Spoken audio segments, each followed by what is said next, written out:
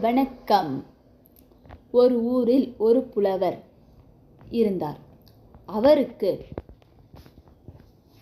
பணம் தேவைப்பட்டது. பக்கத்து ஊரில் ஒரு பணக்காரர் இருந்தார். அவனை புகழ்ந்து பாடி பரிசு பெற்று வரலாம் என்று அவர் எண்ணினார்.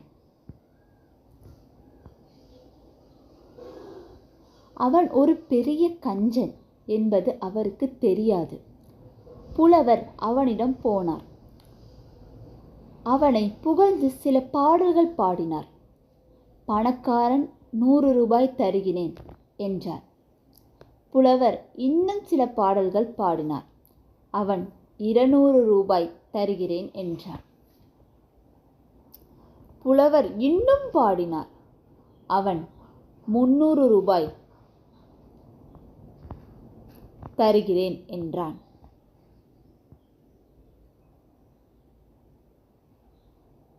புலவர் இன்னும் உற்சாகத்துடன் பாடினார்.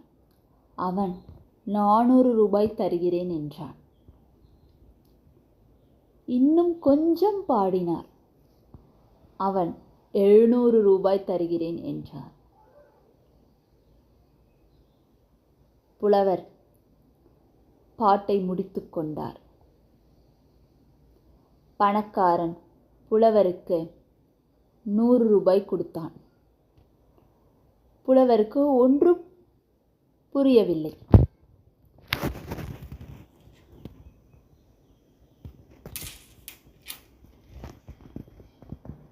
அவர், ஐயா, நீங்கள் 700 ரூபாய் தருவதாக சொன்னீர்களே என்றார். அதற்கு அவன், புலவரே, நான் திரும்ப 100 ரூபாய் தானே தருகிறேன். முதலில் 100 ரூபாய் தருகிறேன் என்றேன்.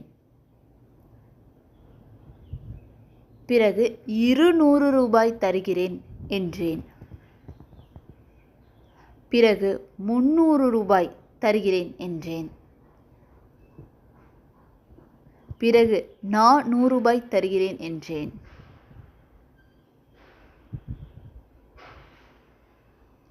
பிறகு 700 ரூபாய் தருகிறேன் என்றேன்.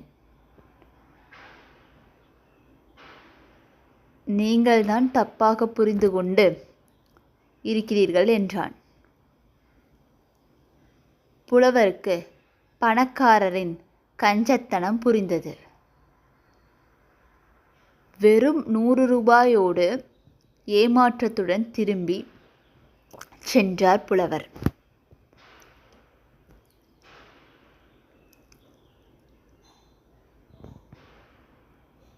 ஒரு நாள் மாலை ஒரு தாத்தா தன் பேரனுக்கு நீதிக்கதைகள் சொல்லிக் கொண்டிருந்தார். அதாவது, நம்மிடையே எப்பொழுதும் இரு விலங்கு போன்ற குணங்களுடன் சண்டை நடந்து கொண்டிருக்கிறது. ஒன்று மிகவும் நல்ல பண்பு, பாசம், நேசம், மனிதத்தன்மை, உண்மை போன்ற குணங்கள். மற்றொன்று கோபம், பொறாமை, பொய், தான் மட்டுமே எல்லாமும் எனப்படும் ஈகோ போன்ற குணங்கள் என்று கூறினார். அப்போ இதில் எந்த விலங்கு ஜெயிக்கும் என்று கேட்டான் சிறுவன். தாத்தா, நீ எதற்கு உணவை கொடுக்கிறாயோ அதுவே ஜெயிக்கும் என்றார்.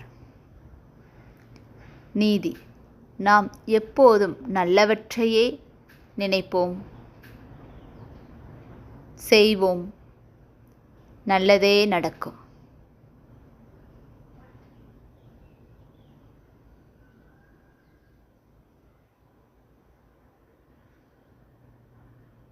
Share the video, like, subscribe, comment பண்ணுங்க.